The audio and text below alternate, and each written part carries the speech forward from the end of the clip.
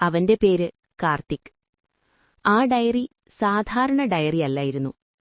അത് അവൾ വിട്ടുപോയ ഓർമ്മയായിരുന്നു.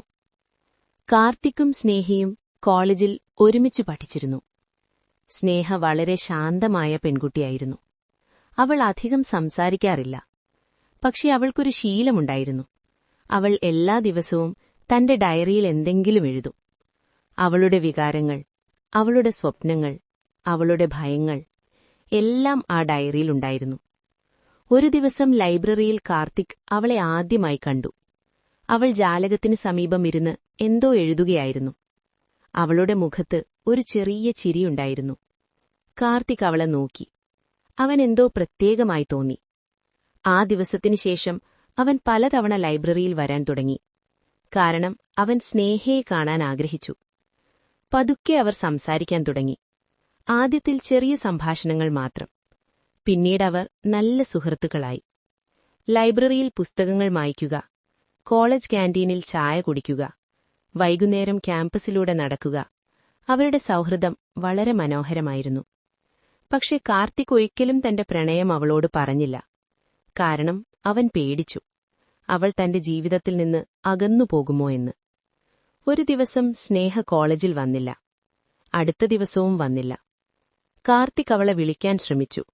പക്ഷെ അവളുടെ ഫോൺ ഓഫായിരുന്നു. അവൻ വളരെ വിഷമിച്ചു. ഒരാഴ്ചയ്ക്കു ശേഷം അവൻ ലൈബ്രറിയിൽ പോയി.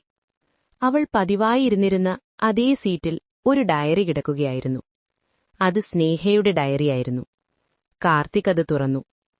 ആദ്യ പേജിൽ എഴുതിയിരുന്നത്, "ഇത് വായിക്കുന്ന ആളിന് എന്റെ ജീവിതത്തിലെ ഏറ്റവും മനോഹരമായ ഓർമ്മകളാണ് ഈ പേജുകളിൽ."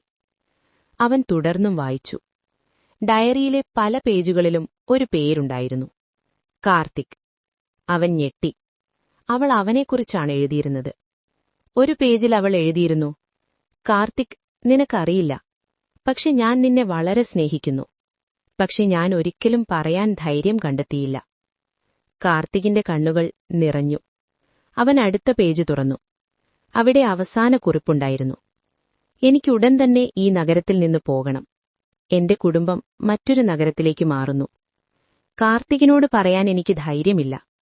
പക്ഷെ ഒരിക്കൽ അവൻ ഈ ഡയറി വായിച്ചാൽ അവനറിയും ഞാൻ അവനെ സ്നേഹിച്ചിരുന്നു."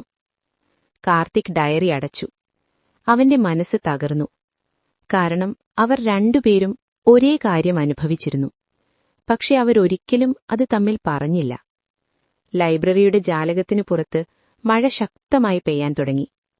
കാർത്തിക് ആ ഡയറി തന്റെ നെഞ്ചോട് ചേർത്ത് പിടിച്ചു.